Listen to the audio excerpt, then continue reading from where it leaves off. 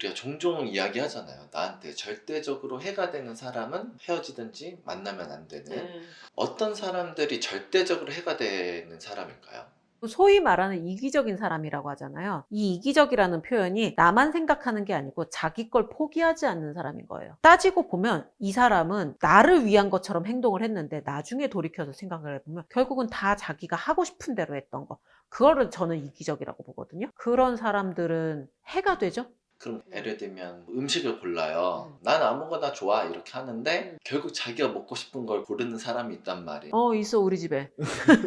이걸 몰아간다 그러잖아요. 만약에 이 사람이 먹고 싶은 게 명확하게 있었어. 그러면은 이거를 같이 먹어주는 건 괜찮아. 근데 예를 들어서 우리가 연인이에요. PD님은 아무거나 먹어도 괜찮댔어. 근데 사실은 짜장면이 너무 먹고 싶어. 근데 그래도 내 의견을 물어보려고 난 아무거나 괜찮아. 그런데 내가 정말 생뚱맞게 김치찌개 먹고 싶다 그랬단 말이에요. 그래 그럼 김치찌개 먹자. 여기까지는 그냥 평범한 연인이에요. 근데 이제 몰아가기 시작하는 거야. 김치찌개? 그거 어제도 먹었잖아. 그래도 데이트인데 뭔가 좀 면 같은 거 먹어야 되지 않을까? 그럼 스파게티 먹으러 갈까? 그건 너무 느끼하잖아. 이런 식으로 결국은 내 입에서 짜장면이 나오게끔 유도하는 거. 이거는 이기적인 거죠. 근데 그 과정이 누가 봐도 이기적이란 느낌이 안 들어요. 근데 나중에 생각해보면 결국 이 사람 하고 싶은 대로 했어.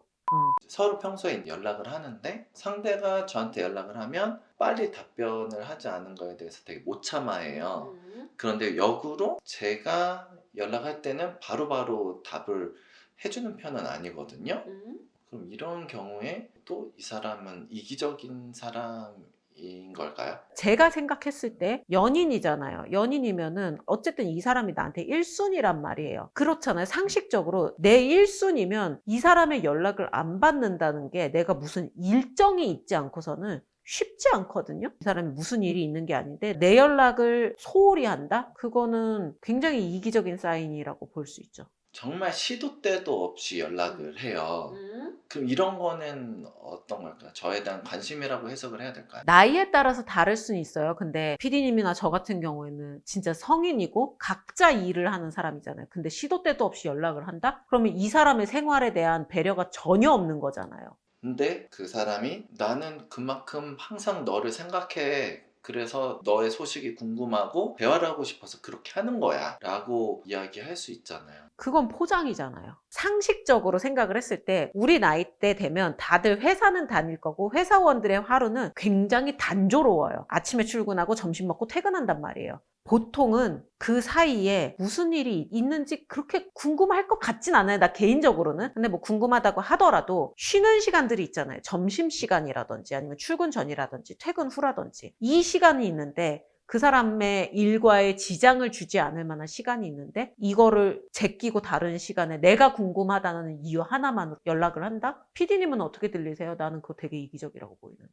절대 해서는 안 되는 게 데이트 폭력인데 우리가 뭐 데이트 폭력을 당하고 싶어가지고 만나는 사람 없잖아요. 그런 사람인지 모르고 만났다가 당하게 되는 건데 그렇게 데이트 폭력을 행사할 수 있는 사람이다라는 걸 아주 빠르게 알 수 있는 방법이 있을까요? 이거는 제 주변 지인의 경험담인데 둘이 싸울 거 아니에요. 연인이라서 뭐 이렇게 말다툼을 하는데 남자가 벽을 친다든지 아니면 뭘 이렇게 발로 찬다든지 이런 뭔가 신체적으로 액팅아웃이라 그러죠. 액션을 보인다. 그런 경우에는 조금 조심해야 돼요. 그리고 평소와 다른 모습을 술이 취한다던가 뭔가 이렇게 긴장이 풀어진 상황에서 평소와 전혀 다른 모습을 보인다. 그러면은 그것도 조금 위험해요. 평소에는 너무 젠틀하고 막 너무 바른데 약간 술이 들어가면서 언어적으로 폭력적이 되거나 아니면 거칠어지거나 아니면 시비 쪼던가 이런 사람들이 있을 수 있거든요. 그런 경우에는 조금 조심해야 되죠. 확실하게 이 사람은 주의해야 된다 싶은 거는 아까 제가 처음에 말씀드렸던 것처럼 자기가 화가 났는데 뭐 벽을 친다든지 이런 행동을 보이는 경우는 주의해야 돼요. 혹시 이런 사람은 어떨까요? 뭐 장난치는 것처럼 툭툭 친다든지 싫다고 하더라도 그냥 자기는 뭐 좋아하니까 하는 행동이야 라는 식으로 장난을 치는 사람은 그래도 괜찮을까요?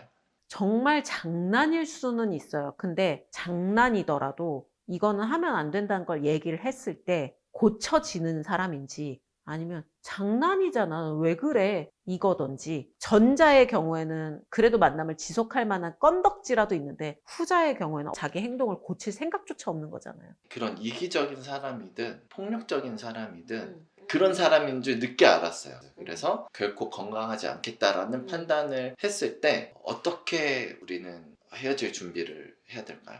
이기적인 사람 같은 경우에는 단호하게 헤어져야 돼요. 왜냐면 이 사람이 나를 완전 진짜 나쁜 사람으로 만들 거란 말이에요. 나는 너를 위해서 이것도 했고 이것도 했고 이것도 했는데 너는 뭐가 모자라서 나한테 헤어짐을 얘기하느냐, 이렇게 나온단 말이에요.